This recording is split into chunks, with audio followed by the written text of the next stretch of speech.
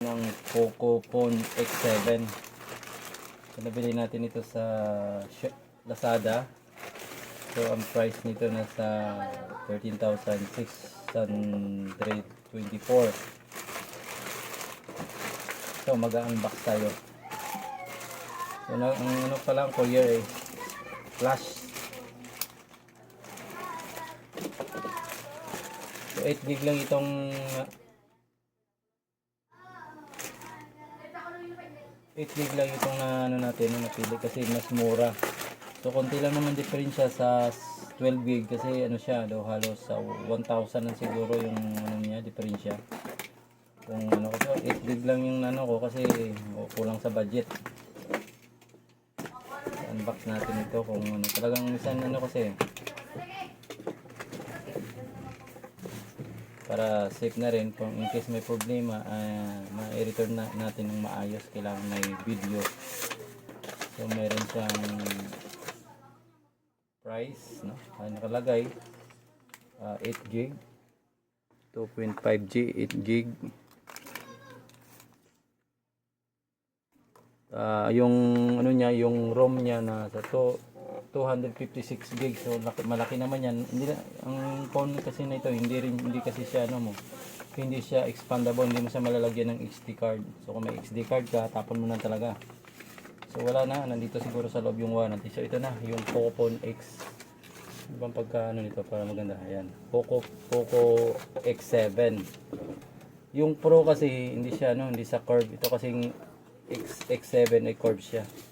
So hindi pa tayo nakatry ng phone na curve. So tatry natin itong curve na ano. Saan ba ito? Dito naman tayo sasaktan. Medyo exciting itong unboxing natin kasi una, first time ko mga ganun ng Poco at saka curve pa. Ito yung naman. Hirap naman. Ano to? Ay, naman pala. Nari. So, ito na siya, no? Ito na siya. Ayun, marami pa palang ano, patong-patong pa. So una, sigurado charger port ito, no? O warranty. So ito wala na siya, warranty. Warranty. Medyo ano, ang camera natin medyo saka no, sayang. Dapat ganyan. Ayun yun. So, ito yung ano niya, yung ano tawag nito? Manual. So ito naman yung manual rin, but daming manual ito. So itong pre-case niya, so, ito black. So manipis no, pero okay na rin siya. Tapos wala siyang protection dito, malamang dapat mas maganda sana. So ito na siya, ito na yung pinaka main event ika nga no. So, wow, ganda talaga oh. Ganda niya oh. Wow, ang ganda kasi yellow, saka parang leather yung dito niya, leather. Tsaka maganda, curve talaga siya. Guwapong pagka-curve. Tsaka yung ano niya, 2.0, Type C 2.0 yung jack niya. Tsaka doon parang mas maliit siya oh. So okay na to, check natin yung ibang mga ano, charger. So 45 watts. Kaso ano ba tong type? Bilog. No? Kailangan mo pa ng adapter ito pagka mag-charge ka sa ano. So 45 watts siya oh. Nakita niyo 45 watts. So fast charger na ito, mabilis na ito mag-charge.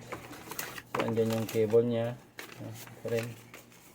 Ito yung cable niya. So open natin ito para sigurado. Ano yung open ito? Ito sigurado. Ito sa dalawang. Kopya, ayaw.